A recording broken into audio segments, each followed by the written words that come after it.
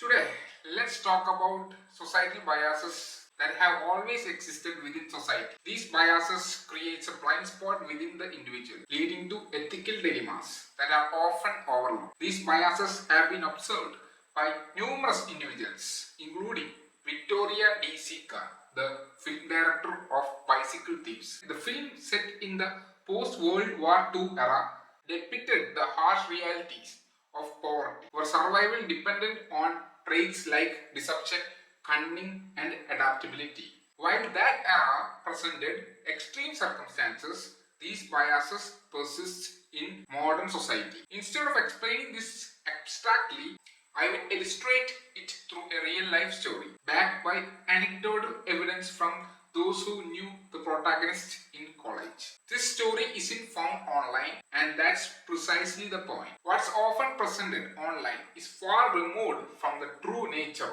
of a person's life.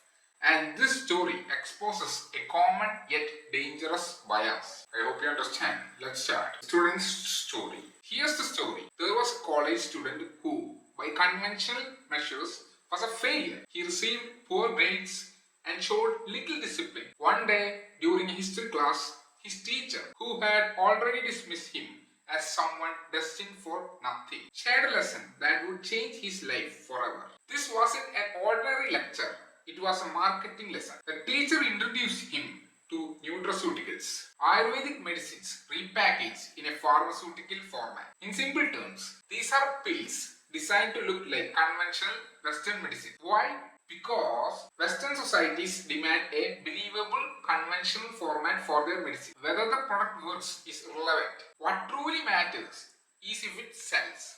The teacher remarked cynically, "You know why this stuff sells? Because Americans are dumb. They will buy anything that promises to cure their lifestyle disease. They will take anything that claims to reduce obesity, alleviate anxiety, or even boost intelligence. You can exploit people's insecurities.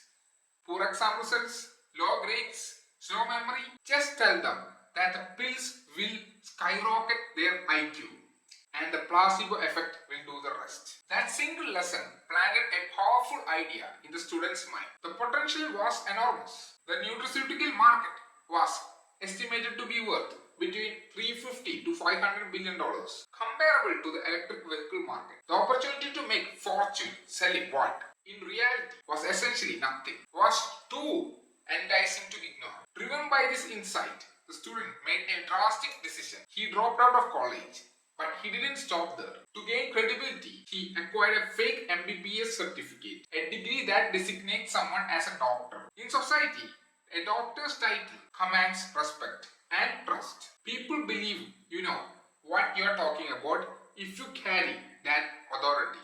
With his forged credentials in hand, he embarked on his entrepreneurial journey into the world of nutraceuticals. By happenstance, his product began to sell in the US, and soon he was raking in $100 million in annual revenue. Consider the stark irony.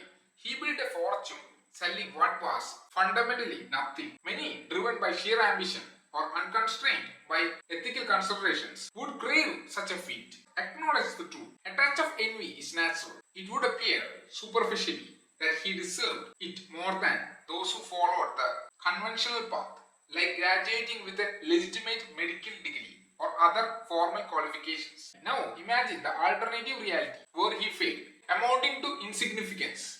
He might have achieved no wealth, left no lasting impact, or even struggled for basic survival. Society, his former peers, or casual observers would have likely said, if only he had pursued his goals with greater determination, his outcome could have been different. If he had prioritized his academic pursuit, if he had demonstrated greater self-control and discipline, if he had abandoned his detrimental habits, he might have found success. If he had channeled his abilities toward constructive endeavors, he could have achieved something substantial.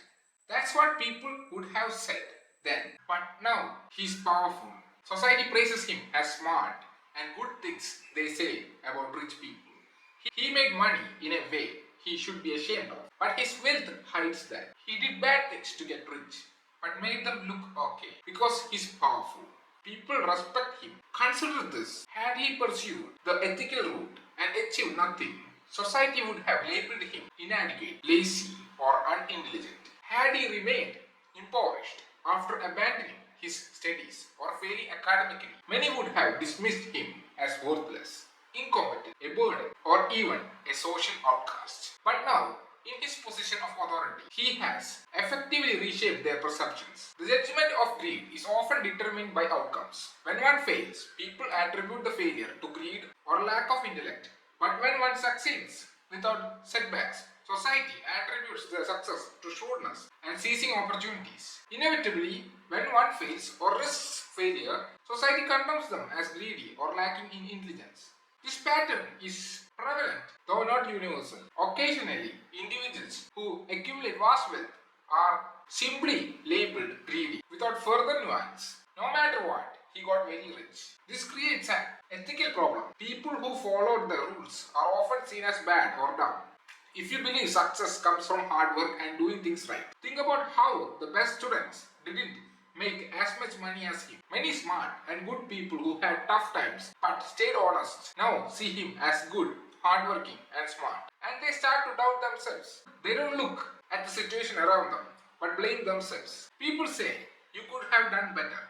Look at him who sets fake stuff. Learn from him." Even when his methods are challenged, society argues, "Stop your assumptions. Examine his credentials. He triumphed through intelligence and responsibility, unlike you." Even if his credentials are proven fraudulent, they assert you lack the authority to critique him. They proclaim he's a doctor and his expertise is irrefutable, even when he's wrong. Your valid arguments are dismissed as irrelevant because you lack the qualifications or are merely speculating. They will fabricate any justification to discredit you. They are not interested in your logic. They seek to preserve their illusions. This is deeply ingrained societal bias. Do you recognize the individual who profited from selling nutraceuticals? This man eventually became known as the father of Indian nutraceuticals. He built a vast empire that continued to thrive even after his passing through various ventures, including MLM companies in South India. His legacy, built on deception and cunning, remains untouched because his wealth overshadowed his misdeeds. Even as legitimate tech companies like Google and Apple face constant disruption, the market for nutraceuticals endures. As societies develop and lifestyles change, leading to a rise of lifestyle disease, the demand for miracle cures only grows. This underscores a simple truth: outcomes matter more than ethics. This highlights a critical point. Societal perception often hinges on outcomes, not the means by which they are achieved. The person who does things the right way, following the rules, might have a harder time and take longer to succeed. They might be better at what they do, but have trouble getting noticed in a world that cares more about how things look and fast results. At the same time, people who cheat the system using tricks and lies might become successful quickly, making it seem like their methods were okay. Even if established legitimate businesses face disruption, those who exploit societal biases and vulnerabilities, like the nutraceutical entrepreneur, may find their empires more resilient. This is because they cater to fundamental human desires: the desire for quick fixes, for validation, and for authority figures to provide answers. This discrepancy fuels the question: is success we witness truly a reflection of merit, or is it a product of chance, manipulation, and the ability to exploit societal blind spots? The story of the father of Indian nutraceuticals serves as a stark reminder that societal narratives often prioritize the outcome, conveniently overlooking the ethical compromises made along the way. Tomorrow, some company will come with an immortality pill and people will believe in it, provided it aligns with what they want to hear, see, and get. Just like the idea of the nutraceuticals. Idea travel in non-linear ways. In this case, it traveled from the history teacher, but the pursuit was the student's, with no certainty of success. Yet he built a company with $100 million in revenue. Is life truly meritocratic, or is it chance-based and later narrated to appear meritocratic? That's it for today. Thank you and have a great day.